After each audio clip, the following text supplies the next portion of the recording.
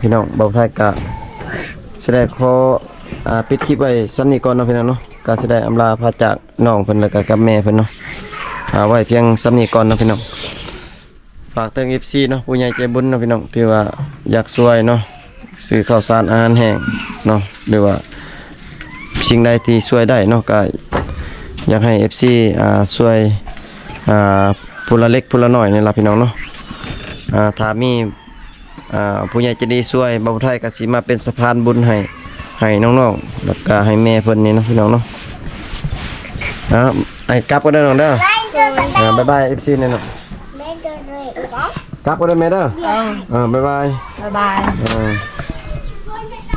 จูนะบ๊ายบายครูบ๊ายบายบ๊ายบายครู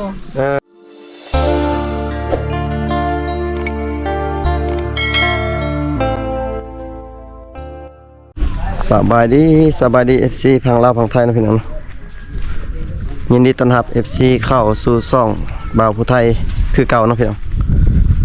มื้อนี้บ่าวผู้ไทยสิพา FC มาหาสาวอยู่เขตชนบทนะพี่น้องเนาะสาวชนเผ่ามังกรนะพี่น้องชื่อในเกาะชื่อสาวบ่าวบุญเรืองดาวันเนาะโอ้นี่เพิ่นสิพาเข้าไปนะพี่น้องเพิ่นก็อุ้มลูกอยู่พี่น้องเอ้ยเพิ่นสิไปหาสาวดาวันเพิ่นเนาะเดี๋ยวบ่าวไทยสิพา FC ขึ้นอยู่เทิงเฮือนของน้องสาวดาวันเนาะพี่น้องเนาะตอนนี้บ่าวไทยก็สิขออนุญาตขึ้นเทิงเฮือนของน้องก่อนเด้อพี่น้อง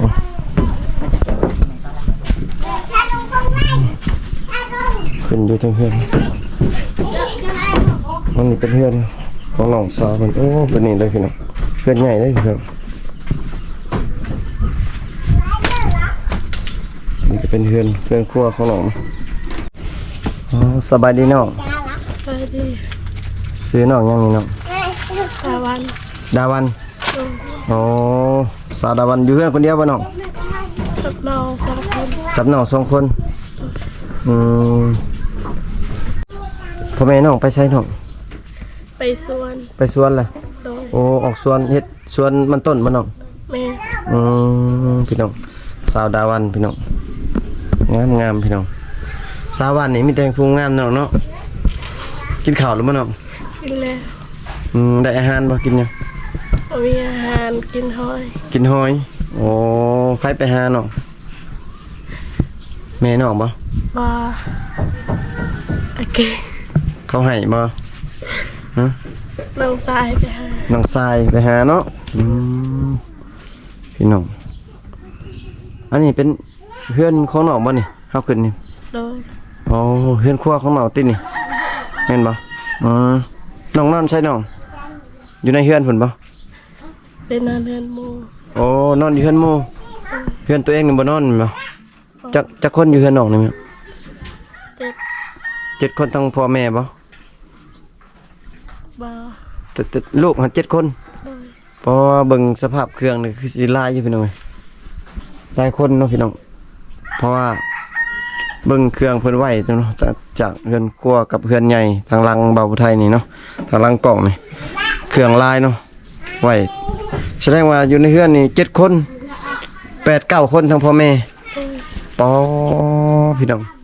เกือบ10 คนเนาะพี่น้องลายพี่น้องเบิ่งเฮือนแต่ว่าเฮือนเพิ่นนี่ก็ยังสุดโทรมเนาะพี่น้องข้าวนี่พอกินอยู่บ่น้อง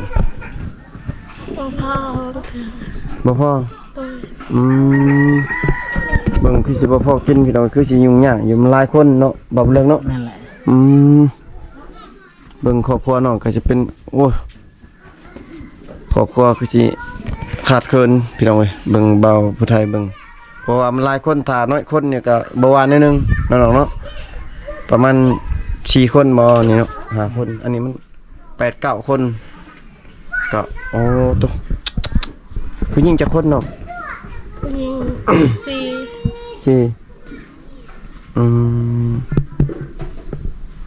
4ไปหากับแม่เนาะ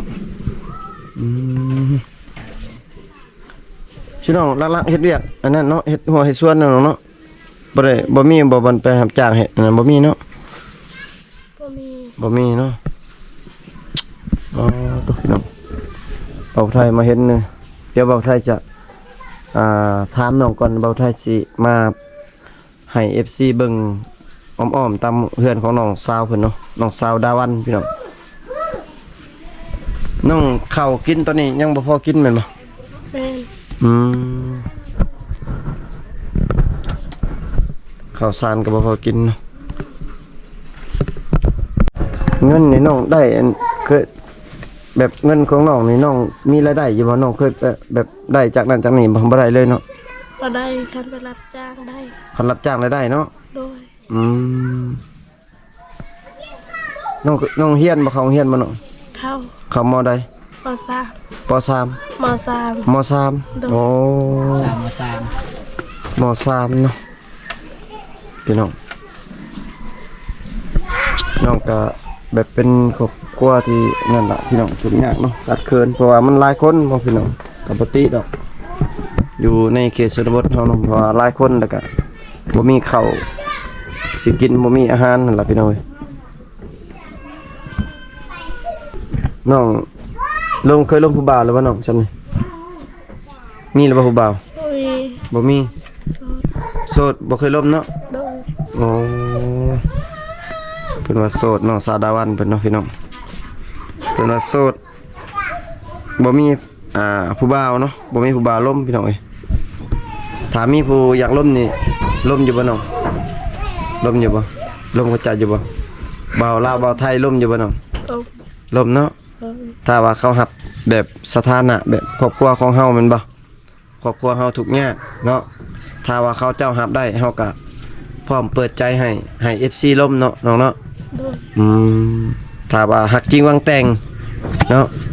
บ่มาตัวบ่ซั่นเนาะบ่ลวกบ่หลอกบ่ลวงซะว่าซั่นเนาะถ้าว่าหับได้สถานะของน้องกะครอบครัวของน้องกะ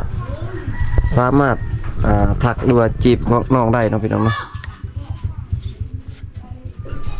อายุน้องจักปีแล้วเนาะ 15 15 ปี โดย โอ้15 ปีพี่น้องอายุ15 ปีน้องก็ยังน้อยพี่น้องเอ้ยน้องแบบว่ามีบ่บางมื้อแบบว่าน้องแบบว่าอดข้าวแบบว่าบ่มีแบบข้าวกินนี่เคยมีบ่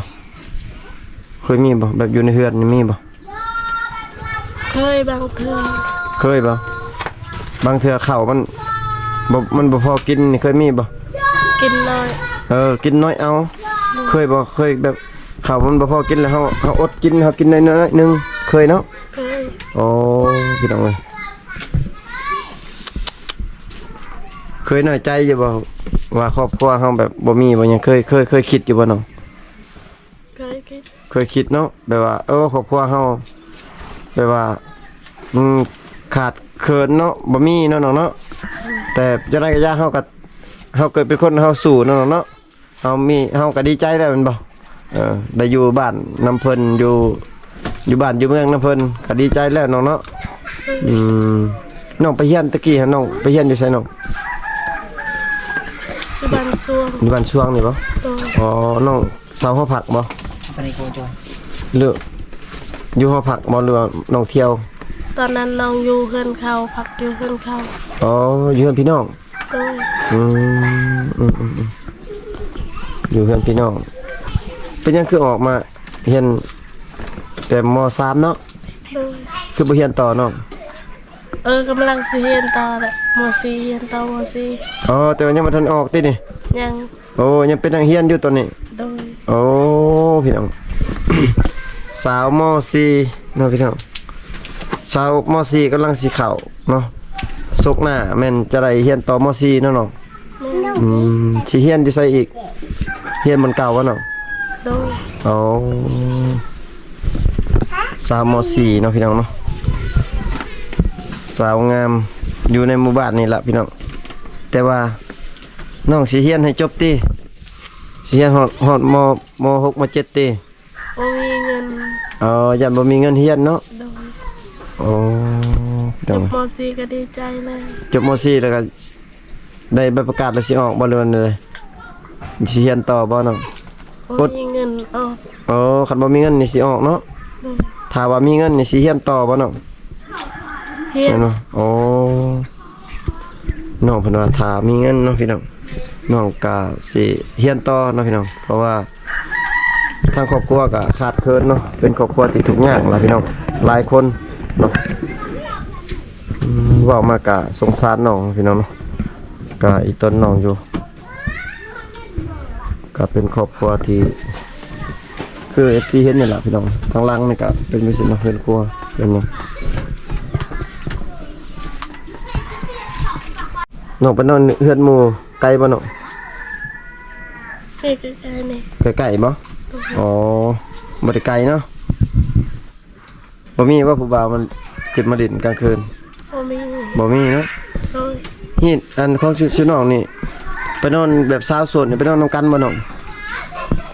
ไปนอนนำกันบ่ แม่น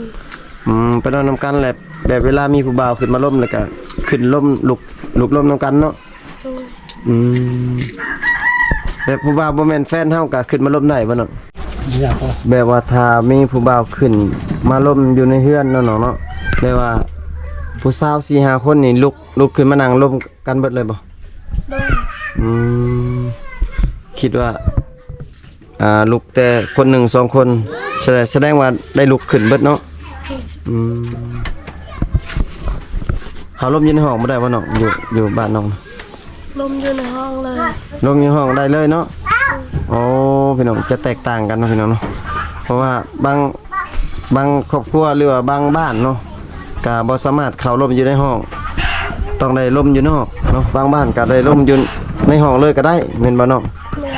น แต่น้องทราบเพิ่นว่านี่เขาล่มอยู่ในห้องแม่นบ่น้อง แม่น เขาล่มอยู่ในห้องแบบร่วมกันแบบผู้บ่าวผู้สาวนี่เขาหยอกเขาจับเขาบายได้บ่น้องแบบว่าแบบผู้บ่าวนี่จับบายได้บ่ บ่ได้ บ่ได้เนาะ โดย จับบายอยู่ห้องบ่ได้แสดงเข้าไปเฮ็ดหยังสักเข้าไปนี่จับบายบ่ได้ เข้าเว้าเพื่อนกัน เออเขาว่าเพิ่นว่าล่มกันเนาะ โดย โอ้พี่น้องแต่ว่าบางบ้านเนาะคือชนเผ่ามังกรนี่ล่ะพี่น้องบ่าวไทยไปสัมภาษณ์นี่ก็มีบางบ้านก็เข้าอยู่ห้องได้จับบายได้เนาะพี่น้องแต่ว่าเฮ็ดแนวอื่นบ่ได้เนาะพี่น้องเนาะเฮ็ดแบบลงลึกได้บ่ได้เนาะพี่น้องแต่ว่าจับบายหรือว่าหอมแก้มมันยังได้เนาะแต่ว่าน้องเพิ่นนี่เข้าซื่อๆเนาะจับบายบ่ได้พี่น้องเฮ็ดแนวอื่นเฮ็ดกระเทกพี่น้องอันนี้จับบายบ่ได้นำบ่เลิกเนาะ นั่นแหละ สำหรับบ้านของน้องสาวดาดาวันนี่เนาะเพิ่นว่าเข้าห้องเข้าซื่อๆพี่น้องเอ้ยบ่สามารถจับได้เพิ่นเนาะน้องอันแบบแต่ละมื้อนี่ไผหนึ่งข้าวน้องบ่หรือว่าอยู่เฮือน โดย น้องบ่หนึ่ง เจอกันน้องชาย บางทีก็น้องชายบางทีก็น้องเนาะ โดย น้องตำข้าวอยู่บ่น้อง ตาม บ่ได้ซีบ่ สี่ อ๋อบางมื้อก็ซีบางมื้อก็ตำบ่ โดยไปพารับตับ อ๋อครับแสดงว่าตักน้ำนี่ไกลบ่น้องไปตักน้ำ ไกล บ่เป็นบ่อนเขาเซาอันนั้นพาอ้ายไปเมื่อกี้นี่ไปจักไปตักญี่ปุ่นบ่ แม่น โอ้ย่างไปบ่น้องหรือว่าขี่รถ ยาว อ๋ออันน่ะน้องถ้าว่ามีผู้ใหญ่ใจดีหรือว่า FC เพิ่นแบบว่าอยากตัวอย่างว่าเพิ่นอยากช่วยเนาะตัวอย่างว่าข้าวสารอาหารแห้งบ่หยังแบบว่าสิ่งมันจำเป็นแห้งนะพี่แบบว่าน้องอยากได้หยังน้องตัวอย่างสิ่งที่มันจำเป็นแห้งตัวอย่างว่าข้าวบ่แบบข้าวสารอาหารแห้งบ่เครื่องนุ่งบ่ว่าสินะแบบผ้าห่มบ่ว่าสิตัวใดมันสำคัญกว่าน้อง ได้เฮือน จะได้เฮือนจะได้เฮือนเพราะว่าเฮือนมันบ่ได้บ่สมบูรณ์นะน้องน้องเพิ่นว่าจะได้เฮือนเนาะพี่น้องเนาะ กับข้าวกิน กับข้าวกินเนาะพี่น้องเพราะว่าเฮือนกับน้องก็ไปนอนอยู่เฮือนหมู่เนาะน้องเนาะ โดย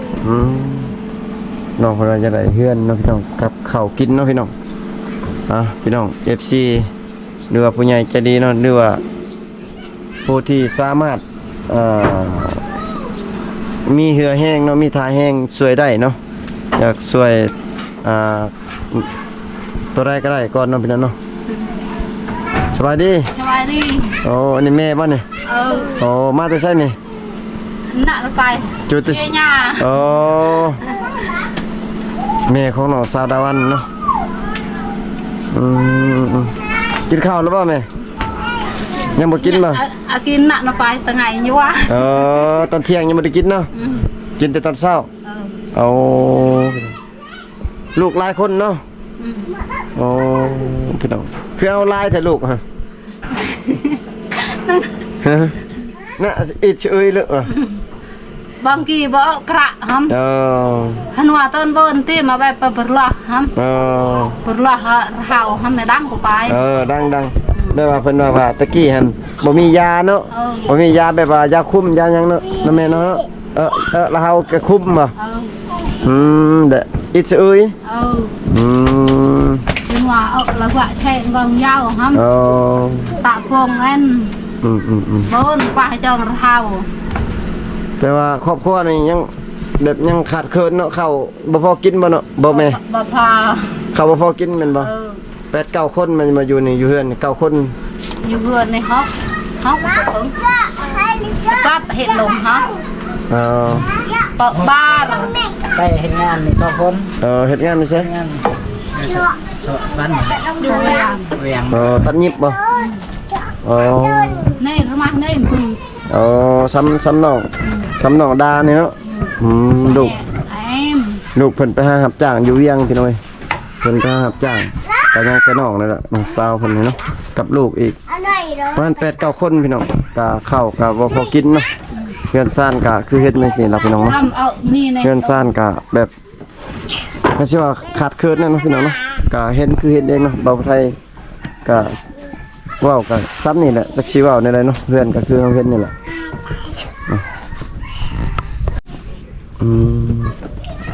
ไว้ในนี้บ่เหลือใช่พอไปใช้ยังบ่มาบ่โยจูบ่ปอกไปกว้างป้องโอเคทำมาละจะได้อันนี้ละลมเลยพี่น้องตะมอยไข่เนาะด่าเนี่ยตะมอยไข่นี่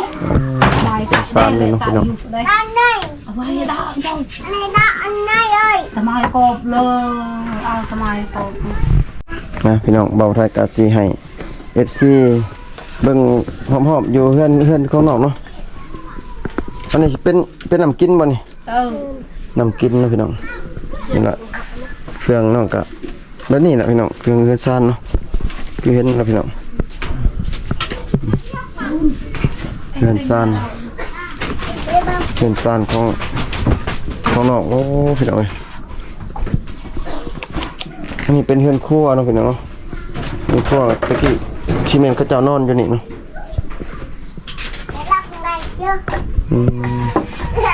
ถ้วยบ่วงก็ซ้ำนี่แล้วพี่น้องถ้วยบ่วงก็ซ้ำนี่แล้วพี่น้องเฮือนซ่านโอ้สงสารนี่จักในสิว่าเลยพี่น้อง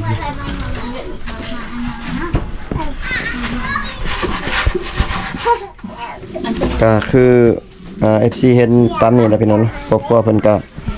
ต้องการความช่วยเหลือเนาะเพิ่นว่าอยากได้ข้าวเนาะพี่น้องได้ข้าวกินเนาะ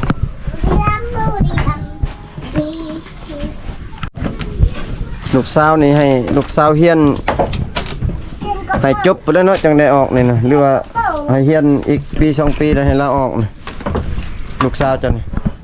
อันนี้ย้อนเรียนจบบ่เรียนจบย้อนเรียนจบ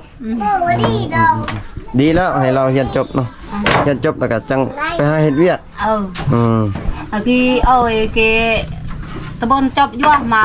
พยัดโควิดไปเรียนจบที่หำมาเตะพยัดโควิดก็คือหำชื่อตอนเรียนนั่งลอดตัวแทน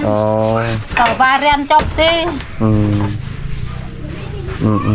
เป็นยังไงบ่าวไทยก็ทำน้องมาลายเลยเนาะกับแม่เพิ่นเนาะอันนี้น่ะพี่ปัวไปก็ออนเรียนจบมาเน่าก็ดังเลยครับพี่ก็ออนเรียนปัวก็ออนเรียนมันก็เลยละต่อออนเรียนจบห้ำแม่นก่อนเอาลาเรียนให้กี้ก็นาลาเรียนให้ พระนาติเรียนฮัม แล้วคนเอา น้ำมันฮัม แม่น่ะให้เที่ยว เที่ยวไปช่วง เยิง จะได้แถวตะนอนค่ะ พี่น้องบ่าวไทยก็แสดงขอปิดคลิปไว้ซ้ำนี้ก่อนเนาะพี่น้องเนาะการแสดงอำลาพาจากน้องเพิ่นแล้วก็กับแม่เพิ่นเนาะไว้เพียงซ้ำนี้ก่อนเนาะพี่น้องฝากเติม FC เนาะผู้ใหญ่ใจบุญเนาะพี่น้องที่ว่าอยากช่วยเนาะซื้อข้าวสารอาหารแห้งเนาะหรือว่าสิ่งใดที่ช่วยได้เนาะก็อยากให้ FC ช่วยผู้ละเล็กผู้ละน้อยนี่ล่ะพี่น้องเนาะถ้ามีผู้ใหญ่ใจะดีช่วยบ่าวไทยก็สิมาเป็นสะพานบุญให้น้องๆแล้วก็ให้แม่เพิ่นนี่เนาะพี่น้องเนาะไอ้กลับก็ได้น้องเด้อบ๊ายบาย FC เนี่ยเนาะกลับก็ได้แม่เด้อบ๊ายบาย บ๊ายบาย จูนะ บ๊ายบายกู บ๊ายบาย บ๊ายบายกู กลับก่อนพี่น้องเว้ย